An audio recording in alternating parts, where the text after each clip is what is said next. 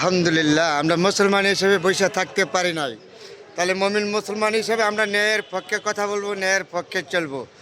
তাহলে আজকে হয়তো ঢাকা দক্ষিণ সিটি কর্পোরেশন কর্মচারী সংগঠনের উদ্যোগে এই গাজায় গণহত্যার উদ্দেশ্যে এই প্রতিবাদ কর্মসূচি উপলক্ষে ঢাকা দক্ষিণ সিটি কর্পোরেশন কর্মচারী সংগঠনের উদ্যোগে বিশাল বড় এক প্রতিবাদ সভার আয়োজন করা হয়েছে। তাহলে আমরা মমিন মুসলমান হিসাবে একজন মানুষ আরেকজন মানুষের উপরে আঘাত করবে, এটা কখনো আমরা মেনে নিতে পারি নাই। কিন্তু পৃথিবীতে আল্লাহ পাক রব্বুল আলামিন সৃষ্টি করেছে আমাদেরকে মানুষ হিসাবে।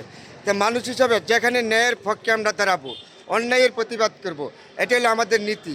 এই পৃথিবীতে সৃষ্টি হয়েছে হিন্দু, বৌদ্ধ, খ্রিস্টান, সবাই আমরা মানুষ, কারো রক্ত বেশ কম নয়। তবে আমরা কেন অন্যায়ের পক্ষে আমরা থাকবো না? আমরা অন্যায়ের প্রতিবাদ করব, ন্যায়ের পক্ষে থাকবো।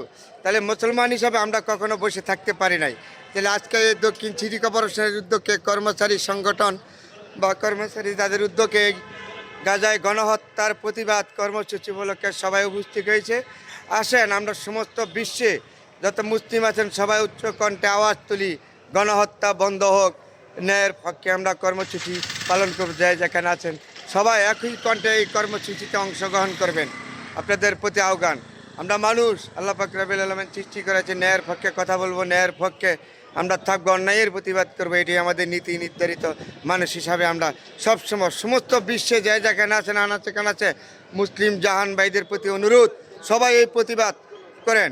মুসলমান আমাদের সর্বথেকে বড় ধর্মীয় মুসলমান যারা আছেন, ইমানদার ব্যক্তি আছেন, দেশকে ভালোবাসেন, বিশ্ব মুসলিম ভালোবাসেন, তাদের সবার প্রতি আহ্বান জানাচ্ছি এই কর্মসূচি এর থেকে সবাই উপস্থিত হবেন, সবাই প্রতিবাদ করবেন, একই কণ্ঠে আওয়াজ তুলবেন, গণহত্যা বন্ধ হোক, গাজা অত্যাচারী জুলুমবাজদের বিরুদ্ধে আমরা সবাই রুখে দাঁড়াইব।